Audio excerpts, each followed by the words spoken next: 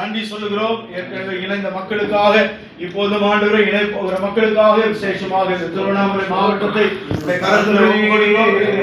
தாலுகாவில் இருக்கிற ஒவ்வொரு ஊழியர்களையும் கொடுக்கிறோம். அவருடைய ஊழியங்களையும் குடும்பங்களையும் ஆண்டவரே கர்த்தர் ஆசீர்வதிப்பீராக. வறுமை மாறட்டும், பலவீனங்கள் மாறட்டும், சோர்வுகள் மாறட்டும். அந்த ஆறு கிரியைகளில் இருந்து பிள்ளைகளே நீர் ஆசீர்வாத வாசல்களை திறக்கும்படியாய் ஜெபிக்கிறோம்.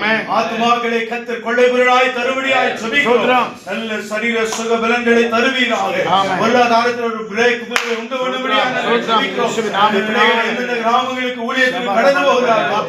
கிராமங்களில் எல்லாம் உடைய வல்லமை வெளிப்படுவதாக, அடையாளங்கள் நடைபெறுவதாக, எடுத்து வல்லமையாய் நாட்களிலே மாம்சமான யாவர் மேலும் ஆவியை ஊற்றுவேன் என்று சொன்னீர்கள். கர்த்தாவே ஆவியானவர் அவர்கள் மூலமாய் பலத்த கிரியைகளை செய்வீராக. ஆண்டவரே விக்கிரக கோட்டையை இயேசுவின் நாமத்திலே நாங்கள் நிர்மூலமாக்குகிறோம்.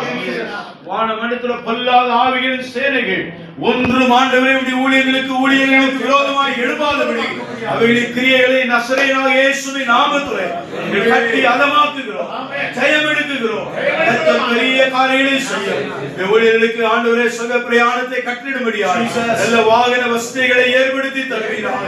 ஆண்டவரே சுகமான ஊழியத்தை தரும்படியாக நாங்கள் ஜெபிக்கிறோம். ஆடுகள் மத்தியிலே, போராட்டங்கள் மத்தியிலே ஊழியர்கள் கடந்து வருகிறது நீர் அறிந்திருக்கிறேன். அவருடைய பட்ட பிரயாசத்துக்கு ஏற்ற பலனை கர்த்தர் நீர் தருவீராக. கண்ணீரோடு விதைக்கிறவர்கள் கம்பீரத்தோடு கூட அறுக்கும்படியாக கர்த்தரை உதவி செய்யும்படியாக நாங்கள் ஜெபிக்கிறோம்.